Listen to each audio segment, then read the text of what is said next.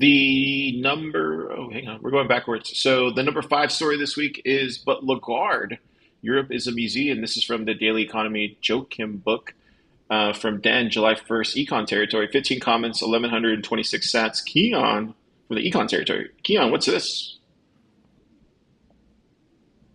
Yeah, this is from Joakim book. That's Den's, maybe Den, another of Den's pen names. I don't know if that's his actual name or not, but apparently Lagarde wrote an op-ed. I forget which. Uh, I think it was in the Financial Times, and basically Lagarde, who I think runs the, pretty sure runs the like the Federal Reserve for the European Union, effectively, I think is what Lagarde does. If not, she's like the Treasury Secretary, but I'm pretty sure she runs, the European Central Bank, the equivalent of our Federal Reserve in Europe. And she writes this op-ed, and she argues that the dollar is losing, and maybe this is the euro's moment to become the global reserve currency. And Den in this article just leans really hard on that, and it's just effectively calling it delusional, like because there's no indication that is happening, that the euro is replacing the dollar and as a global reserve asset. And there's also no reason to believe that would happen either. And he, just like within the op-ed itself, there are several contradictions. On some, it's like very. I think the Lagarde stuff, like these people are smart, so I think they're just kind of full of shit. It's like kayfabe. It's like in professional wrestling where everyone who's on the inside knows they're faking, and they're just that, but they're part of their job is to present the fake story, the fake act. And so that's what Lagarde is doing. But Den does a great job. It's a really fun read, easy read, deconstructing Lagarde's nonsense here, and then also pointing out that the way that the dollar is getting replaced in central banks is in terms of gold. Like gold is replacing the dollar in central bank reserves. Also, smaller currencies, and of course some Bitcoin. We're starting to see some Bitcoin, which is interesting, but definitely not the euro.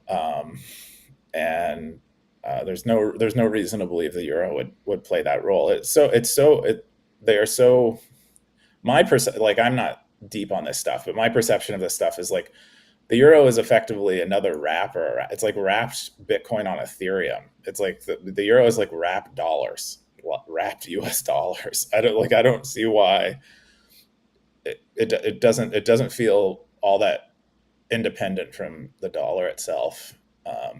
Anyway, I thought it was a fun article, and Den does a great job of presenting the stuff that in a way that someone like me, who's just kind of like, this is all nonsense, even finds entertaining. So yeah.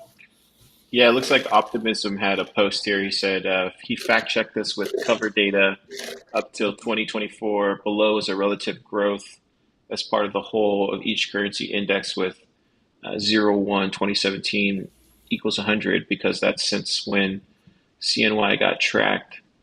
And it looks like he has the other currencies here. The yellow line is